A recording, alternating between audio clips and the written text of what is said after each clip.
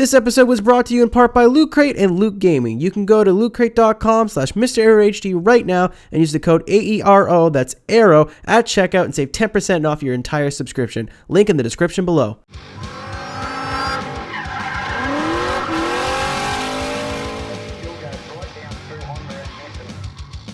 What is going on, everybody? It's MrAeroHD here, and we are here with an episode of Skid Smarter, and this is going to be the first in a longer series of videos teaching you guys how to drift. And this is going to go step by step from buying your car to tuning your car to upgrading it, techniques, tandem, the whole 9 yards.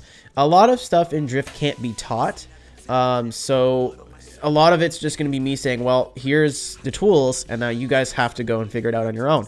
And then there's going to be some stuff that's very subjective.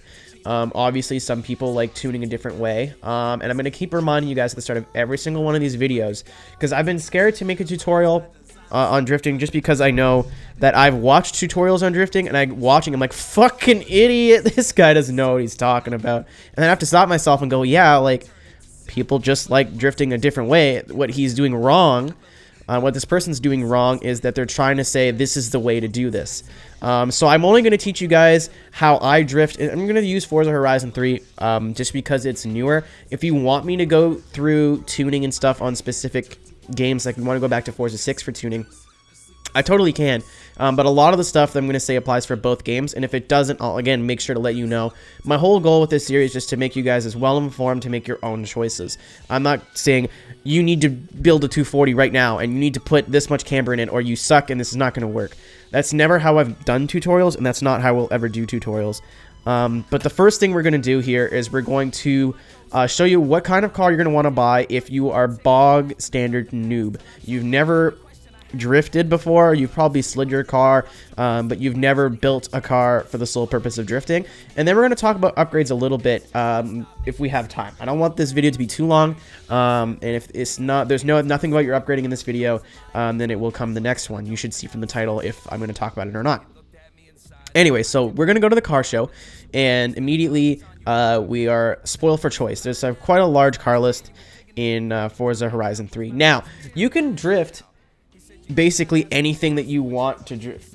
You can drift basically anything that you want to drift. I'm not going to sit here and say you can't drift this Abarth 695 Biposto or Biposto, whatever you want to call it, because you probably can. You can probably wheel drive swap it or all-wheel drive swap it, whatever you want to do, and you can turn it into a pretty cool drift car. But again, this is for people who have no fucking clue what they're doing, and that's okay.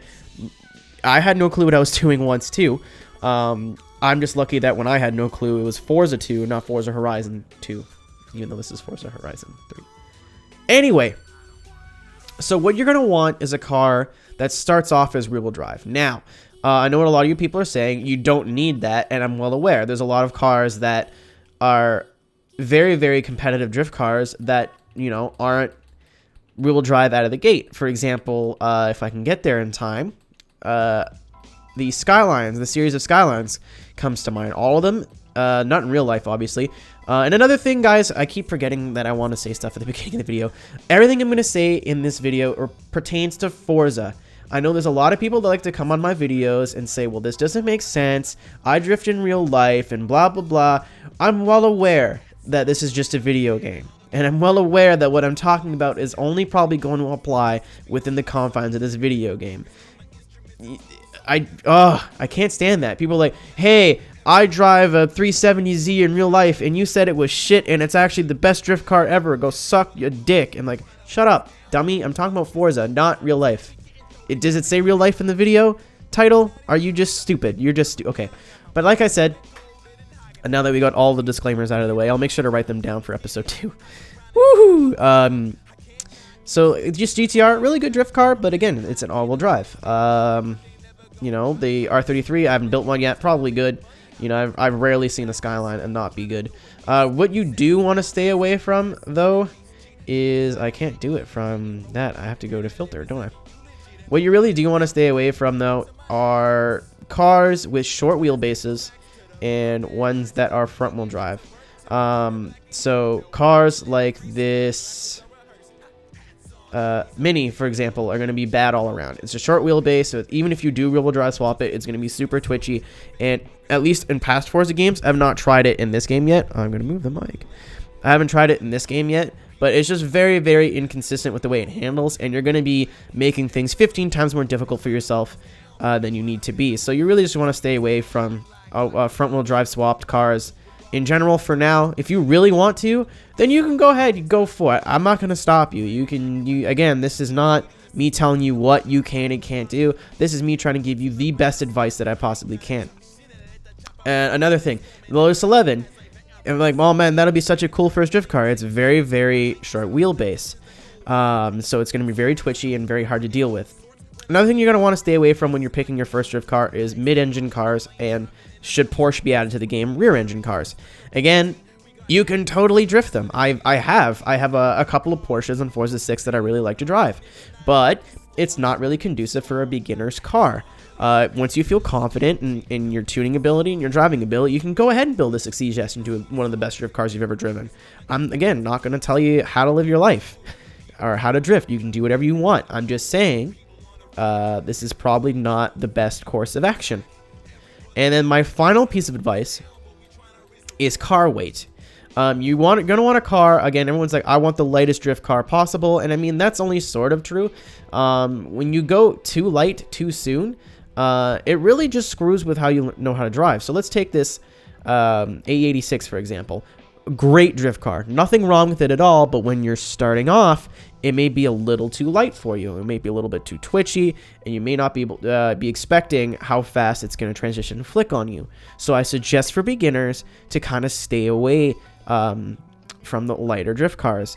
And that kind of sucks because some people just want to drive an A86, or some people just want to drive this SR5 Corolla. But, you know, if you're just starting out and you are very, very uncomfortable, then I really don't suggest going with a lighter car. You can if you want to, but I don't suggest doing it. And then there's other cars such as, let's scroll through here. The rolls is way too easy. Let's try this, for example. This, like any sort of American car, really. The CUDA, old muscle car, that kind of thing. I'm just going to try to find something that's not old. So something like this Camaro Z28 or Z28, however you want to say it, wherever you're from. Very, very heavy. Again, with weight reduction, whatever, it's probably going to weigh like around 3,200 pounds or 3,000 pounds. I don't know. But it's a very, very heavy car, and you're not going to be ready for that weight when you're just starting out. It's going to make trying lighter cars more difficult. This is an even better example, the Chevy Super Sport. I know a lot of people want to use this car, or the Holden Commodore, whatever you want to call it. It's the same thing, I think. Still have that cold. Yay. But it's just too heavy for a beginner. Again, these are not difficult cars to drift at all, but if you're just starting out, you want to give yourself the best possible platform and the most neutral handling car that you can. So, if you guys already know what I'm going to be saying, I'm going to suggest as your first beginner car, but you know, maybe some people didn't watch that video. I get it. You don't have to watch everything that I put out, even though that this is, you know, fairly important. But nobody listens to me. The Nissan 240. Actually, the 240 is not too bad. It's not super light, not super heavy. It's right about in the middle when it comes to weight. The only difficult part is that you can't really use the stock engine, and that gets into engine swaps, which changes your weight distribution. And that's not something that I really want to get into today. But we have both of the Z cars or Z cars, the newer ones, the 2010 370 and the 2003 350. They're both really good choices. I would suggest the 350 just because it's my personal preference. It's a little bit narrower. It doesn't have a wider track, doesn't have as much grip. But the 370 is also a good choice as well. Again, my personal preference is just the 350 out of the two of them. These are both not too heavy, not too light. They can make as much a decent amount of power. They're not really short wheelbase cars, but again, they're not like boats. Another thing too, if you go with something that's a really long wheelbase, like a Rolls Royce, or like a longer muscle car, again, that's not it's going to do the opposite thing of what the short wheelbase car would do. It's going to make the car really slow to respond. That's good in a sense, but it's not like ideal. You're learning. You kind of want to start off with something that's in the middle of everything, so you can learn how to transition to, maybe you want to drive lighter cars. Maybe that's all you want to do is drive like an A86 with 180 horsepower in it and just drive the shit out of it. Maybe you want to drive, an old muscle car with 900 horsepower in it that is kind of boaty but is super smooth. I'm still suggesting that you start in the middle. It doesn't have to be a 350Z, but something like the 350Z. It's going to make a lot of power with the stock engine. You don't have to worry about screwing up the weight distribution. With race weight on the car, it's going to be at a decent weight. I think it weighs about 2,700 pounds with race weight. And it's got a good wheelbase. It's got a nice, it's not too narrow, too wide. It's just a really good platform to start. So we're going to purchase this actually. And then I'm going to talk a little bit about upgrades that you'll be looking to do. Again, as a complete noob, as somebody who has never drifted in a Forza game before, a lot of you guys might be saying, well, I need more power, I need less power. That's fine. This is, again, just my suggestions to somebody who is just starting out, and I feel bad that I have to keep repeating that, but a lot of people are going to miss the boat and they're not going to understand what I'm saying. So we're going to go to our garage and upgrades. So when you're just starting out, you don't want to worry about tuning at all. Now let me make something perfectly clear as well. Drifting in Horizon 3 is easy. And I mean, it's not just easy for me. It's just easy in general. I'm just trying to give you the best tools to start off with. I'm not saying that, oh, because I can drift, I know everything. I feel like I know a lot about my craft because I've been doing it for so long. I'm not sitting here I'm the best drifter ever. I know everything. That's why I'm kind of avoiding this. But again, it's just all my opinion and things that I've noticed along the way. But this is something that really scares a lot of people. They don't want to get into drifting because they're like, oh, I don't know how to tune. Drifting really isn't like racing where your tune is going to make or break, is going to like make you 10 times better. Unless you're doing something wrong with the tune, that could make your car terrible to drive. Really, when you're just putting upgrades on the car and you're just upgrading the car and then driving it like that, it's not gonna make the car hard to drive. If you don't like the car the way it is with no tune on it, then you're not gonna like that car in general. 6 times or 7 times out of 10. But like I'm saying, when you're just starting out, tuning is not important at all. A lot of people are like, nah, bruv, you gotta do this in the tuning menu and this is how you drift. Trust this. This is one of the things where I'll say, no, I know this. This isn't just me, my opinion. You don't need to tune when you're just starting. Once you've gotten, can hold a drift and hold a slide, then you can tune to your style, which is all tuning is. It's making the car more comfortable in your hands. It has nothing to do with actually making the car drift. The car should be able to drift with no tune on it at all, and you should be able to do semi-decent with it. But anyway, we're going to go into upgrades here. We're going to talk about this really quick. Let me tell you what you should do, do's and don'ts, that kind of thing. I just don't want to put too much in one video because it's going to be like an hour long. So for this car, again, you're just starting out. This isn't for in general what you want to do. This is your first drift car. You've never built one before. Drivetrain. Keep it rear wheel drive. A lot of people want to do all wheel drive just to start, because it's easier.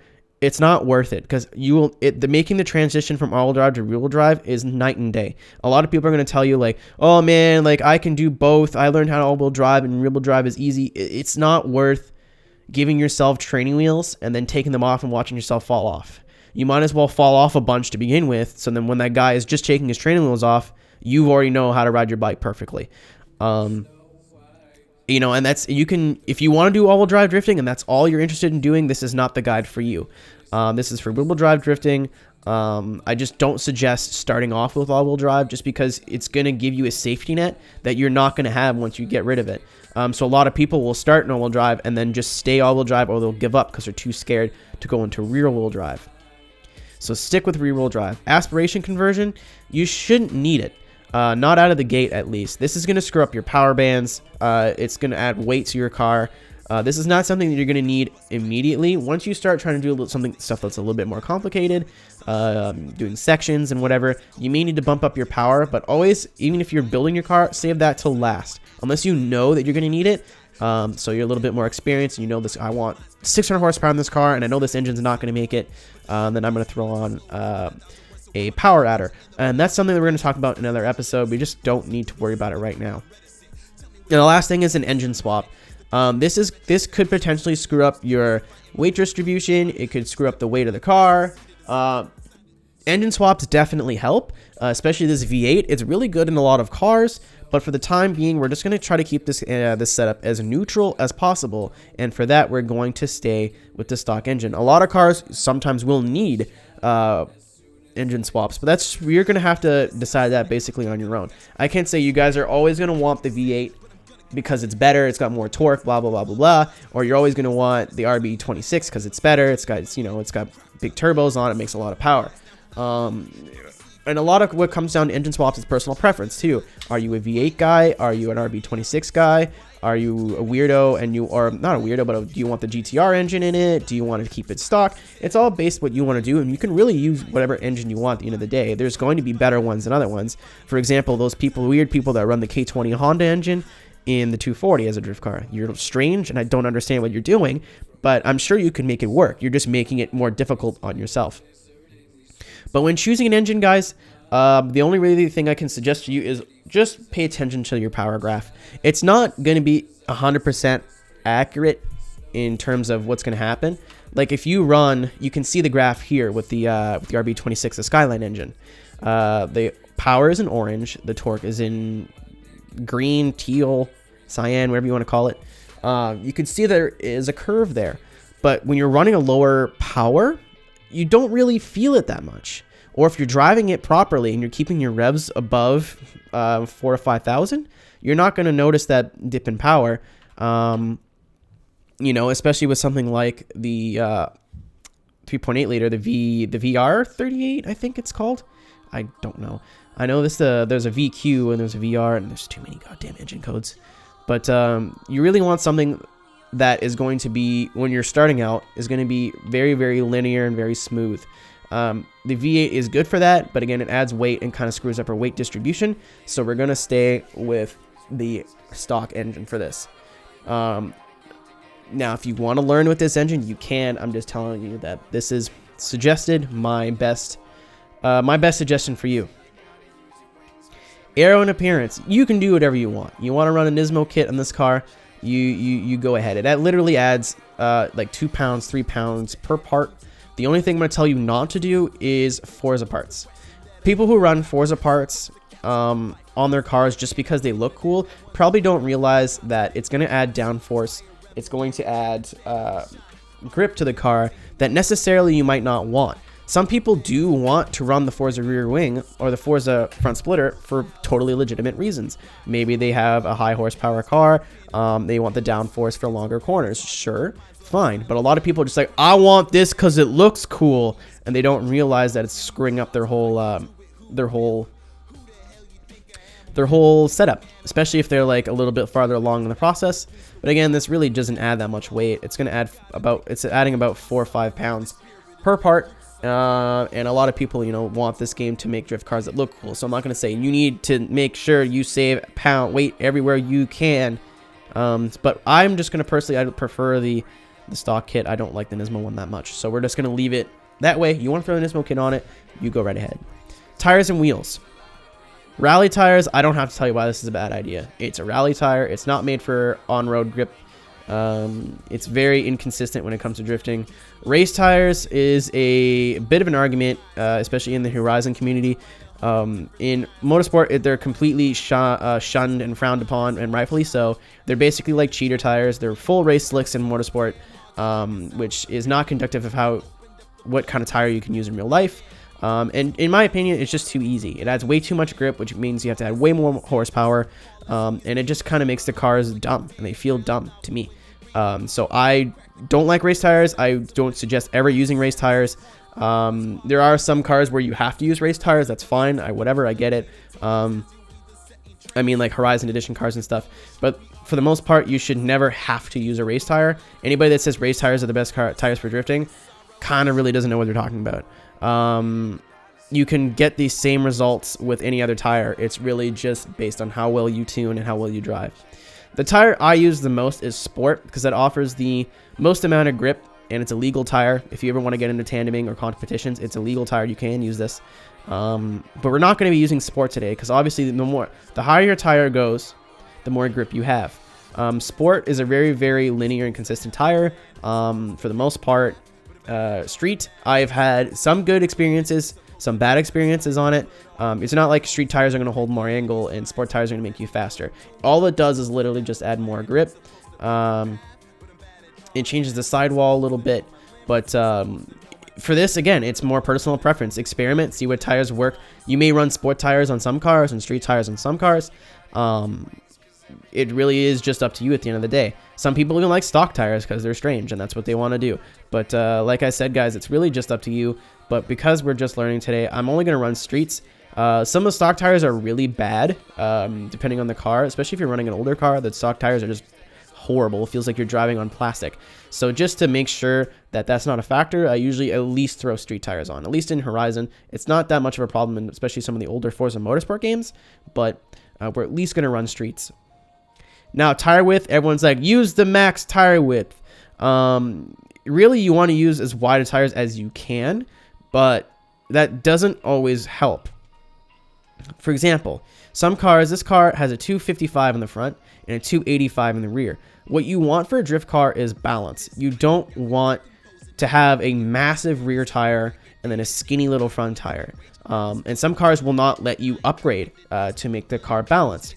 For example, especially some of the muscle cars, you can get 345s in the back, but you can only get like 265s in the front. It's just not a good overall setup. You can do it, and there's ways to go to tune around it, add more power, soften some stuff or whatever. But when you're just starting out and you want the best possible platform for yourself, you want balance in the front and the rear. So what I normally do, so if my widest tire in the back is a 285, I try to at least get a 265 in the front. And for how much power we're going to be running in this car, for what this car is, we really don't need a 285 in the rear. It's not going to make the car any worse. You're not going to be able to hold as much angle. That is true, because there's not as much contact patch on the ground, but you won't need half as much horsepower. And really, the biggest mistake of beginning drifters is just adding too much grip, so race tires, full widths, and then putting way too much power in their cars. You don't need it, especially when you're just starting out. You really just want a car that's well balanced. Really just go watch the Drift Bible.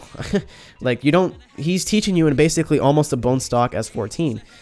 You don't see him in a 1000 horsepower Mustang going, this is the way you do what you want. This is just what I found is the best way to learn.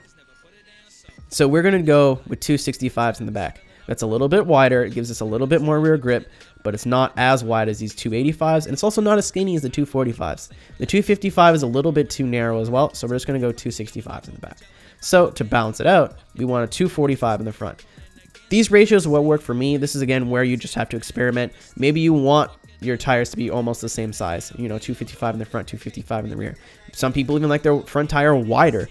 I used to run that way back in the days of Forza 2. That used to be my preferred tire width. But again, that's totally up to you. And now, wheel style, this is totally just personal preference. You kind of want something that's light, but at the end of the day, it doesn't really matter. A lot of the wheels are within like 20 or 30 pounds of each other, so you don't necessarily have to pick the lightest wheel. Just peruse the wheel options, see what you like, and then you're going to end up picking like maybe 5 to 6 wheels that are going to be your favorite, and you like them a lot, and you're going to end up going back to those over and over and over again. So this is just the wheels, and I'm going to go with the Rotiform MLWs, mostly because I don't feel like scrolling through wheels for the next 20 minutes. I don't particularly like them on this car, but that's what we're going to do. What we really want to talk about, though, is front tire sizes, and tire sizes in general. Now, a stock tire, you're going to have way too much sidewall, and that sidewall is going to flex. So sidewall is if you don't know, if you're really new to drifting, new to cars, is the gap between the top of the rim and then the top of the tire. That's all sidewall on the side. Where the writing is, if you had the Forza race tires, which says Forza Horizon, it's kind of weird explaining this, because you just assume this is something everybody knows, but so you don't want a necessarily small rim, because you have no sidewall, and that sidewall flexes too much and just makes the car feel floppy. Again, in my opinion, a lot of people are going to come in and say, that's not how it works in real life. I get it. It's how it works for me in Forza. Now, another extreme, especially those new people, like to put the biggest wheels they can on their car because it looks cool and it's totally representative of your size of your penis. I completely get it. Your dick is huge. I get it. Aesthetically, for me, this is garbage. It looks terrible, and whenever I see someone driving down the road or online with these size of wheels, 9 times out of 10, they have no fucking clue what they're doing. They don't know how to drive. They don't know how to tune. Some people do, but again, this is just like noob alert. When I'm driving and I see people with wheels maxed, especially 22s when there's no, but the practical reason is there's no sidewall. So you basically, any kind of sidewall grip and side bite you've got from the car. So when you're sideways, the sidewall flexes. So when there's no sidewall or too much sidewall, there's too much grip there. And then when there's no sidewall at all, you've completely went the other way and you've damaged your car in the opposite way. So again, see when the topic comes up, you always want balance. So I usually pick something, if there's 3 options, or 4 or 5 options, I try to grab something in the middle. Again, this is kind of up to how you want your car to look, what kind of wheels you like. I just don't suggest going to either extreme. Don't leave a stock size. Don't have the biggest wheel that you can unless the biggest wheel is like not kind of small. But in this case, for the 350, it is a massive wheel. So 20s is a fair size. This is, again, as big as I would go. Even this looks a little big, but 19s also look a little small. So it's really up to you. I think we are just going to go with 19s. Again, you can do whatever you want. Really, I'm just suggesting what you can do. Like 21s would just be on the rear. It doesn't really matter as much. But definitely on the fronts, you kind of want a little bit of sidewall, but not too much. It's all about balance. That's what drifting is all about. You don't want any sort of extreme whatever. And this is going to be a theme that's going to come up plenty of times in this series. So now that we have got our tires, we've got our aero, and we've already talked about conversion, this comes to the easy part. Drivetrain. Max everything. You don't have to if you don't want to, but there's no real reason why you shouldn't. A lot of people like to do sport builds where they only use sport parts or street legal parts. That's cool, but again, you're learning, so you want to give yourself the best tools that you can. So race brakes, a lot of these brakes aren't really going to matter. You won't really notice it that much. I didn't have this thought until I started thinking about it. Fail Race complains about brakes on some cars that I've driven. I'm like, I've never noticed the bad brakes because I barely use the brake. You're using the brake basically when you're already drifting just to shift some weight forward. So it's good to have good brakes, but if they're not that great, it doesn't matter. So if you're short on cash or whatever, this brakes are a place where you can kind of skimp. But again, if you have plenty of money like anybody should at this point in the game, there's no point in not fully upgrading everything. Anti-roll bars, a lot of people complain or say that you don't need race anti-roll bars. To those people, I say you just don't know how to tune your anti-roll bars. For the best option, I guess, if you don't want to use both race, is to use a race in the front and then stock in the rear, because I usually just run softer rear anti-roll bars. But there's no reason you shouldn't be using front and rear anti-roll bars. Now, chassis, a roll cage, it's just going to upgrade the stiffness of the vehicle. So if you feel like your car is too stiff and you've been tuning it for hours and you can't figure it out, take out the roll cage, or put a sport roll cage in it.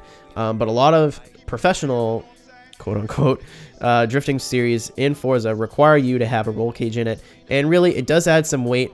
Actually, yeah, this adds about almost 100 pounds, 97 pounds, but it really does help the overall feel of the car, in my opinion. So I usually use roll cages. You don't have to, but if you feel like your car is way too soft, it's too floppy, especially when you're transitioning from side to side, roll cage. Roll cage will fix that every time. Weight reduction, again, a lot of people just throw on the race weight, which, 9.9 times out of 10. It is better just to run race weight because, the lighter the car, the better. And we're in 2,700 pounds, which is right around where you want to be. But a lot of people also like to use sport weight, and you totally can. Nothing wrong with that. That's a bit more of an advanced technique, which we'll get into another time. But for the time being right now, you want your car to be around 2,700 pounds, 2,650 pounds, around there. So we're going to use race weight reduction. One thing I forgot to mention, guys, was the suspension. So there's really 2 kinds of suspension you want to use for drifting. There's either race or rally. You don't really want to use sport, street, or stock because it's not really customizable, so you can't tune it. Race you want to use for cars that are low horsepower, cars that you have to, you know, need the extra stiffness. Rally springs do give you more steering lock, which is good, but you can't have the car as stiff as you could with a race suspension. So to start off, again, for this lower horsepower build with 400 horsepower, we're going to use race springs. But when you move up to things with a little bit more horsepower, for example, if we had this car with 550, 600 horsepower, you can get away with using rally springs because you'll have the power to counter the softer build. But right now, we do need that stiffness, so we're just going to use race springs. Now we get into probably the most controversial point of the whole video of when it comes to upgrading, which would be power. So a lot of people are just going to go, "Oi, bruv, my name's Drifter494 here, and I'm going to put every power on the car. Max build, horsepower. I love horsepower. Horsepower, yeah." That was, holy shit, that was bad, and I just kind of kept going with it. So we're going to have 563 horsepower, which actually isn't that much, but with a lot of cars, you'll be almost 1,000, and you don't need that. Horizon, you do need a little bit more power than you think you do, with Forza 4 or Forza 6, like, completely breaking the rules almost, and you didn't need that much power in Forza 6. But you definitely do not need that much horsepower in this game. So cool it, you know what I mean? If you're just starting off and you see these YouTubers making max power builds and you figure that's what you have to do, I implore you, do not do that. If you want to go build 1,000 horsepower cars once you know what the fuck you're doing, totally fine. I'm going to hate you a little bit because that's just who I am, but you don't need that at all. So now you're saying, well, Aero, okay, I get it. You make sense. So what do I upgrade? So you're going to want to upgrade, if you want to upgrade your power, let's say you're building an actual drift car, you know, you're making something that you're going to actually use all the time. You want to upgrade your intake manifold / throttle body, fuel system, ignition, exhaust, valves, displacement, pistons and compression, and your flywheel before you do anything else. And if you still need more power at that point, then you want to go with oil and cooling. And then if you still need more power, then you do your camshafts last. Your camshafts add a lot of horsepower. This almost giving me 75 horsepower. But again, look at the torque curve. Doesn't add as much torque. And you really want to have as much torque and as much power as you can and keep those numbers balanced. Again, drifting is all about balance. When you have a shit ton of horsepower and no torque, it's going to be really difficult when you're in between gears and you're transitioning. You're really going to have to work your transmission. When you have too much torque and no power, when you're on the red line, normally when you have too much torque and not enough horsepower, you have very little power at the end of your power curve. And when you're bouncing off the red line, it's just not going to feel the same as it did when you were in those low RPMs. You really just want, again, as much balance as you can. So that's the way I usually upgrade it. I usually upgrade everything but the cams, and then oil and cooling just adds a shit ton of weight. You know, if you can avoid using it, it's fine. It's not bad. There's nothing wrong with it. I just try to avoid using it as possible. So we're going to do the flywheel because it doesn't add any power, but it does get rid of some weight. And then another thing to do if you're looking to save weight is the exhaust. The exhaust usually saves you a bunch of weight while adding some power. So right now we're at 336. We're going for about 400 with this car. We don't need much more than that.